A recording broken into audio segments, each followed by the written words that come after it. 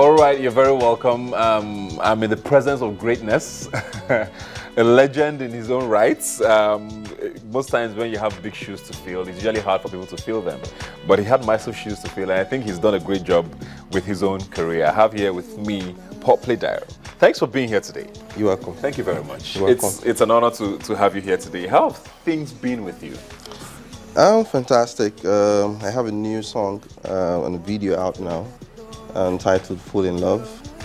It's out there on the internet, and also I've been doing some interviews, and this is one of them. So, but before now, I mean, you've been on a long hiatus. Yeah, that's what I was looking for. Yeah. What informed that? 2009, I had a little bit of health issues, and that took me out of the game for a long time. Also, I had other things to do as well, but it took me like 2-3 years to get over that. Now that I'm ready to continue with my my career and all that, I think it's high time I just let people know that I'm out there, because all the time my fans call me and then send messages on Twitter, on Facebook, like what's been happening. So I think I'm here now, so I'm ready to go. What was this health issue about? Sorry to take you back there. I had tumor on my kidney, which had to be removed, and it took a lot out of me. So you're okay now. Fantastic, I'm good. Thank God. Thank you for. Thank God for at least keeping you and making you healthy again. Now, like you said, 2009 was probably the last time you. 2010, I dropped an album, but because of my health, I couldn't promote, so I just left it there. Yeah, but that's been like 5 years now, and a lot has happened in the music industry. Yes, a lot.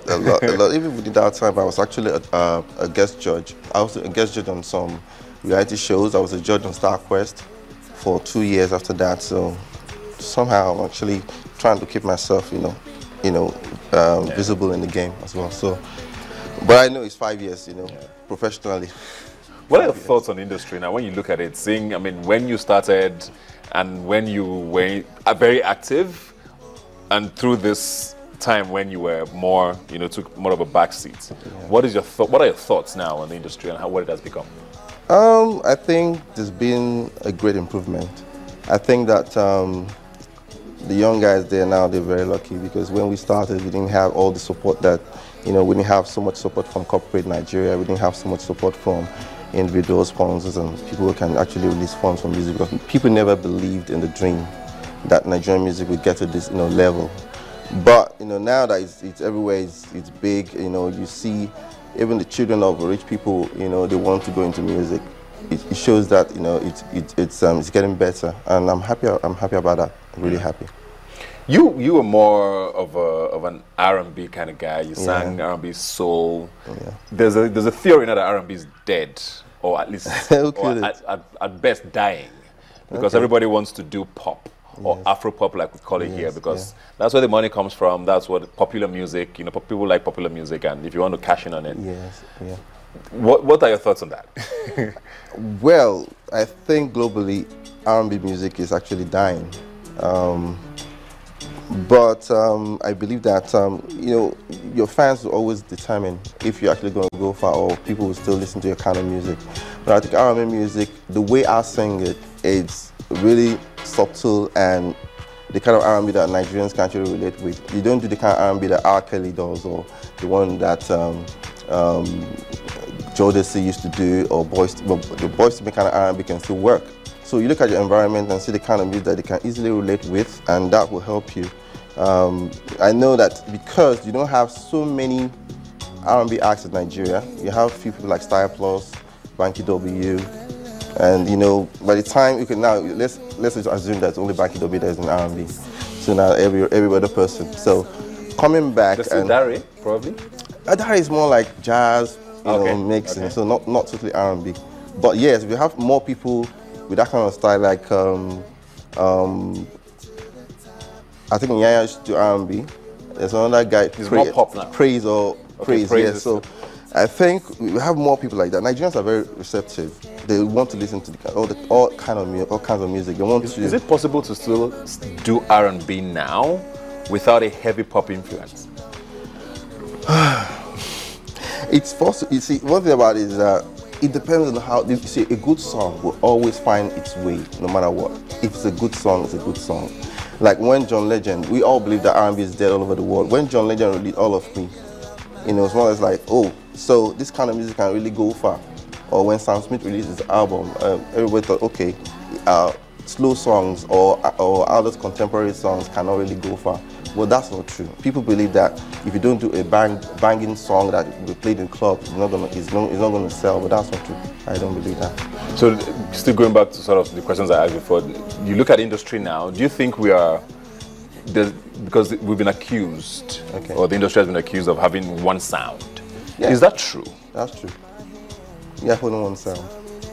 You know, like I actually had a discussion with someone, it's an American, and it was like, you know, Nigerian music sounds the same. I said, how? He said, because everybody plays the same tempo, the same beat, and they sound the same, and the music instrumentation, the orchestration is the same. So I think that has to do with that belief that it is only this genre or this style of music that will actually make money. Everybody is chasing the money, but they're not chasing the creativity. I think that's where the problem is. But I know that we have a lot of talented Nigerians that you know, do all this stuff. I've heard in Abuja, I've heard a lot of people, a lot of young lads who actually come out with very good stuff. But hey, it's all about. So how do we do I say change that? Because I know people who have come into the industry trying to be very creative. They went to year 2, 3, and nothing was happening, and they said, you know what, I can't continue because I need to feed myself and my family. And one of the ways is, I think directly or indirectly, the Grammy is actually doing that, but we think they're not doing that because they make sure that every year you have a category that wins like 5 Grammys.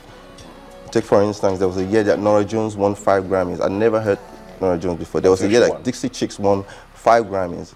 They're only trying to, directly or indirectly, they're trying to make, you know, call your attention to other genres so that all those genres will have relevance in the industry. But Nigeria, have you ever seen a top 10 chart in Nigeria? It's always one. It's like all from the same producer. Yeah. First song is bam, bam, bam. Second one, bam, another one. So there's no high life, gospel, juju. You know, you just see only one style of music that we call jollof. I think that's what they call it, jollof.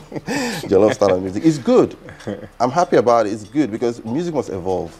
You know, the music that they used to play in America like 10 years ago is not the kind of music they play now. So it must evolve, but also other genres must have life. Yeah. You know, imagine someone who plays high life music or who plays jazz music. I remember those days, Jazz 38. People used to just go to Jazz 38 and relax and, you know, and actually have a good evening. Yes, and listen to jazz music. But now jazz is dead in Nigeria. Juju music is like on the street. It's not on the mainstream. So I think we need to do a lot of work. But I think the only solution to that is try and encourage upcoming acts who actually do all these other genres. That's the best way, by putting money behind it. Yeah, money, it all boils down to money, doesn't it? You look at the industry now, who are some of your favorites in the industry who are active now, the younger ones? I like Wizkid. Okay. You know why I like him is he has some R&B flair to his singing, and it's a mixture of R&B and Afrobeat or something like that. So when I listen to the chords and listen to his kind of singing, I think this guy actually knows what he's doing. And also I will give it to Burna Boy. He's different. His music is different. His act is different. His whole package is different. Okay. None of the ladies. Tiwa Savage. Okay. Fantastic. She's fantastic. Yeah.